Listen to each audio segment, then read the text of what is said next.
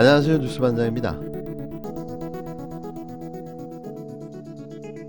도지사 의전에만 쓰게 돼 있는 비서실의 법인카드를 김씨 측이 사적으로 유용했다는 의혹이 제기됐는데 여기에도 공무원들이 동원된 정황이 나옵니다.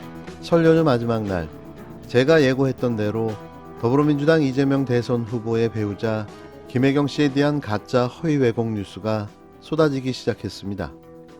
정확하게 대선을 37일 앞둔 시점인데요. 물론 사실관계 확인 결과 어제도 제가 말씀드린 대로 사적 심부름이었고 그런 사실을 나중에 알게 되었다고 이일 김 씨는 공식 사과했는데요. 하지만 이내 또 다른 의혹이 터져나오며 2차 공격에 들어갔습니다. 이번엔 경기도 비서실 법인카드를 사적으로 유용했다는 의혹이었는데요. 이걸 KBS가 단독으로 보도했습니다. 하지만 방송 내용을 보면서 고개가 갸우뚱해졌는데요. 취재라기엔 다소 억지스러운 부분이 있었기 때문입니다.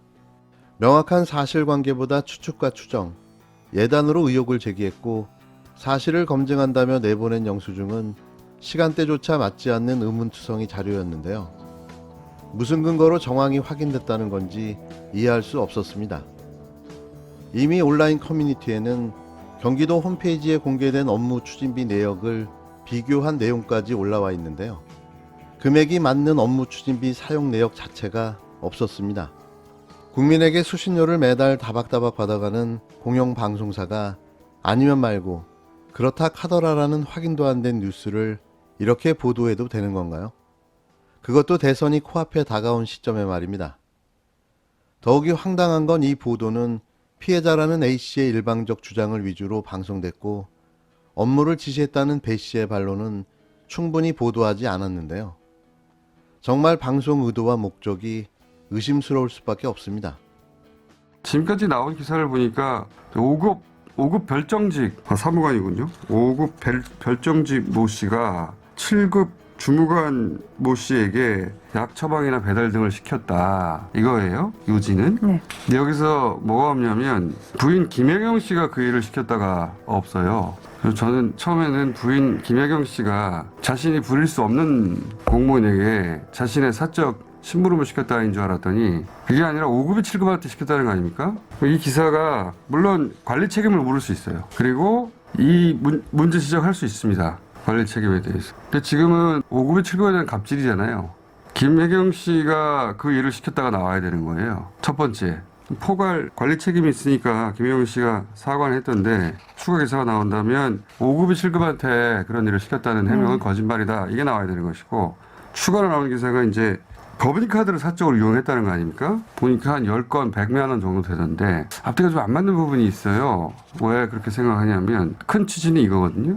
법인카드는 어느 날 언제 사용까지만 법인카드의 사용을 인정해준다. 이런 게 있어요. 엄격하게. 예를 들어서 주말에 집 앞에서 식당에서 먹었다. 이거는 공무로 볼 수 없다. 그때도 공모일 수도 있는데 그건 공모를 인정 안 한다는 거죠. 뭐 그런 식 규정이 자체마다 있는데 그러니까 그런 시간대를 벗어나는 때 개인 카드로 결제한 다음에 일단 나중에 법인 카드로 대체했다 이런 의혹이거든요. 그러면서 이제 전표가 하나 나왔는데 그러면은 법인 카드 그러니까 개인 카드로 쓰고 일단 그 다음에 나중에 법인 카드로 대체했다 이걸 개인 카드를 취소하고 법인 카드로 다시 결제했다 뭐 이런 게 성립돼야 되잖아요. 근데 이제 법인 카드 개인 카드 법인 카드 취소 법인 카드 결제 시간이 딱 붙어 있어요.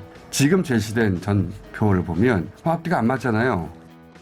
KBS는 김씨 수행팀이 관련 회계 규정을 피하려 개인카드로 선결제를 했다가 이를 취소한 뒤 법인카드로 재결제하는 등 편법 사용해왔다는 제보를 받았다며 이를 검증했습니다.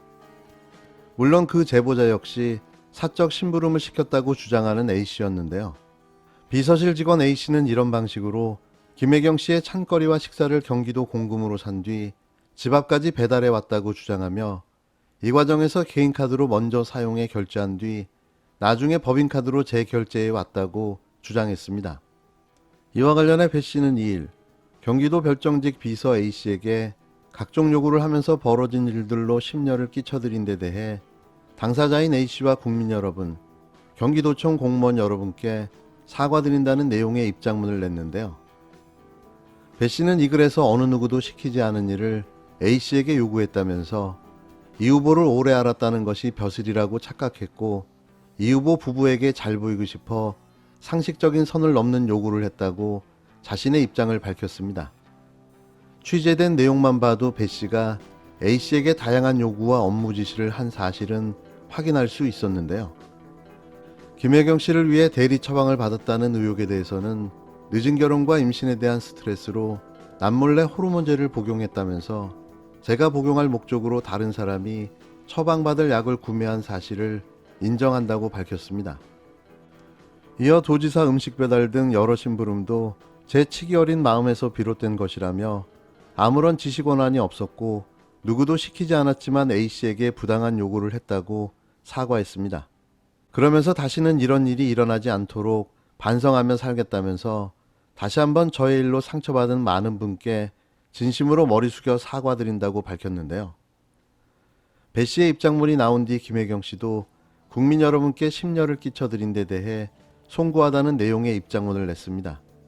김 씨는 이 글에서 있어서는 안 될 일이 있었다면서 그동안 고통을 받았을 A 비서가 얼마나 힘들었을지를 생각하니 마음이 아리다라고 밝혔는데요. 이어 모든 것이 저의 불찰이라면서 공과 사를 명료하게 가려야 했는데 배 씨와의 친분이 있어 도움을 받았으나 상시 조력을 받은 것은 아니라고 덧붙였습니다. 결국 비서실 배 씨의 과잉 충성이 낳은 해프닝이었는데요. 우선 다시 한번 사실관계를 명확히 밝히고 잘못된 보도는 바로잡아야 할 것입니다. 또한 구체적인 사실 확인 없이 마구잡이로 배포되는 허위 왜곡 기사들에 대해서는 강력한 대응으로 조치해야 할 텐데요. 민주당의 발빠른 대응이 필요한 시점입니다. 저는 아까 하시던 말씀 아주 좀 듣고 싶어요. 집을 마련할 수 있는 기회는 한번 주자. 대대적인 폭락 사태가 벌어지면 어떡하냐. 우리가 공공주택이 너무 부족하기 때문에 그거 인정하시죠. 우리 5%밖에 안 되니까 이 공공주택을 대량으로 확보하는 기회를 좀. 부칙에 지금까지 다선 의원들은 다 초선으로 인정을 해요. 지금의 다선 의원들이 3선이 되려면은 2032년인가가 돼야 됩니다. 꼼수 부리지 말고 네. 우리 후보님께서 좀 강하게 좀 추진력을 가지고 하셔서 네. 이 개혁 좀 했으면 좋겠어요. 지금이 위기 시기다. 그러니까 국채 발행을 두려워하면 안 되는 거죠. 저는 오랫동안 재정을 책임졌던 사람으로서 우선 이번 것은 30조 구조조정 얘기를 했습니다. 정책이 이념화되면 안 된다. 저는 100% 동의해요. 네, 그 점은 저도 공감한다는 말씀드리고요. 2일 대선 후보로서 처음으로 양자 토론이 열렸습니다. 대선을 37일 앞둔 시점에 최초로 열린 양자 토론이었는데요. 매일같이 토론회를 열어도 모자랄 판에 이제서야 양자 토론이 열린 겁니다. 더불어민주당 이재명 후보와 새로운 물결 김동연 후보가 CBS 방송사 주최 양자 토론을 가졌습니다. 이번 대선에서 이루어진 첫 양자 토론이었는데요. 경제와 부동산, 안보 등 폭넓은 정책에 걸쳐 진지한 대화가 오갔습니다. 90분간 진행된 이재명 후보와 김동연 후보의 양자 토론은 시종일관 정책 대결로 흘렀습니다. 과거 대선 후보 토론에서 흔히 볼 수 있었던 네거티브와 고성, 답변 자르기가 없는 산무 토론이었는데요. 메이저 대 마이너 후보 간 대결이라 화력을 낮춘 측면도 있었지만 더 많고 고른 기회를 담보로 하는 질 높은 성장론을 비롯한 정책의 공통분모가 큰 점이 배경이 됐습니다.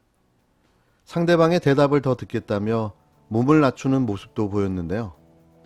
두 후보가 가장 많은 시간을 할애한 분야는 코로나19 장기화로 어려움을 겪는 소상공인 지원 추경 추진 내용이었습니다.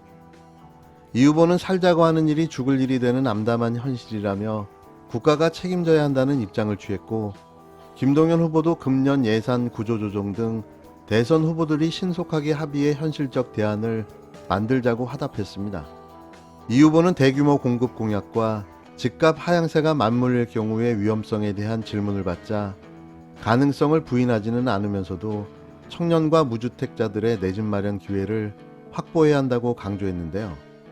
김 후보는 민주당이 발의한 동일지역 사선 연임금지 개정안 부칙에 지금의 다선들을 초선으로 인정한다는 꼼수가 있다고 꼬집었습니다. 외교안보 문제에 있어서는 정략적으로 이용해선 안 된다고 입을 모은 두 후보는 공통 공약에 대해서는 대선 결과와 관계없이 이행하게끔 추진하는 기구를 만드는데도 힘을 합치기로 했는데요.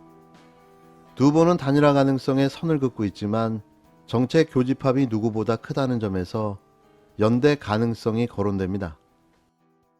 지금 야권 일각에서 지금 이 상황들을 악용을 해가지고 무슨 뭐 사드를 뭐 수도권에 배치한다. 사드가 수도권 방어에 도움이 되겠습니까? 이게 이 고고도 미사일의 종말 타격 시스템이잖아요. 이건 상승부라서 타격 대상으로 삼기도 어려운데 이런 걸 이용해서 뭐 안보 불안 심리를 자극을 한다든지 이게 정치 지도자가 해서는 안 될 그냥 군사 전문가가 해야 될 선제 타격 이런 얘기를 공공연히 수차례 반복해가지고 군사적 긴장을 제고한다든지 이렇게 했을 경우에 결국 전쟁이 일어날 경우에 누가 피해를 입느냐. 젊은이들이 죽지 않겠어요.